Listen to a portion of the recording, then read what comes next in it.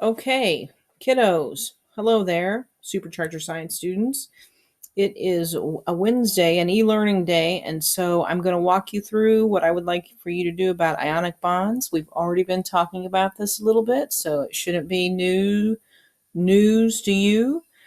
The slideshow is linked right here, and then there will be this video inserted between the title here and question number 1 to help you with these 10 whole questions. Okay, back to the slideshow, or open up the slideshow. Let me get to the top of that. Okay, ionic bonds. So again, we're sticking to our objectives of how do ions form. This you should know. How are the formulas and the names of the ionic compounds written? Some of you know a little bit more about this than others. And what are the properties of ionic compounds? So that's kind of an important part we're going to look at.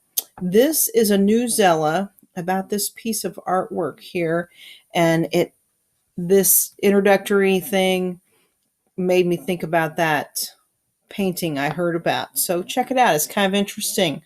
But as far as this ionic bonding thing goes, imagine calling these colors of the rainbow: cadmium, chromium, cobalt, manganese. So these colors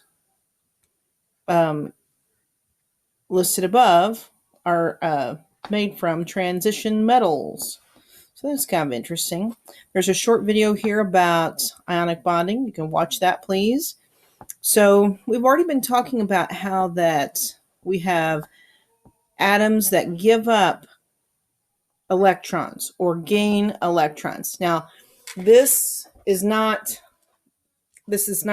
getting through to some of you, so I need for you to listen.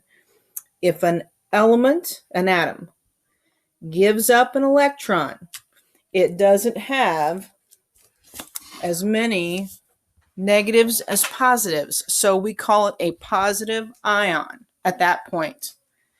If it's got more electrons than positives, it's a positive ion.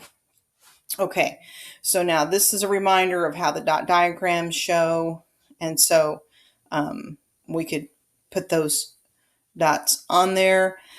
Remember that group 1 has 1 valence electron, group 2 has 2 valence electrons, group 3 through 12 live by different rules, group 13 has 3, group 14 has 4, group 15 has 5, group 16 has 6, 17 has 7, and group 18 has a full outer shell, so they are stable elements.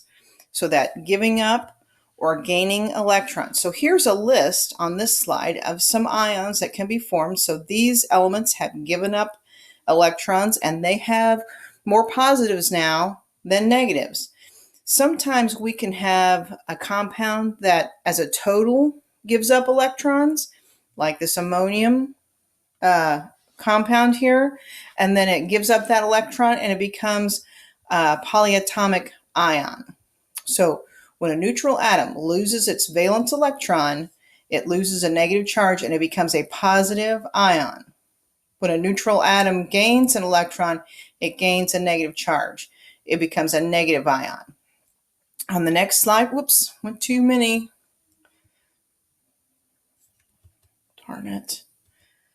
Okay, so on this one we have ions that gain electrons, and so they get a negative charge then.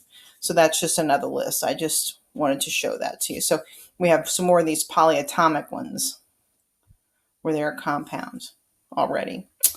Okay, now ionic bonds form when these ions that have opposite charges are attracted to each other.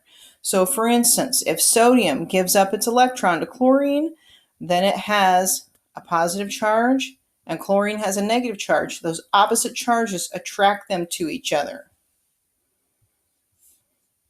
I'm going to have to make a part 2. Okay, part 1.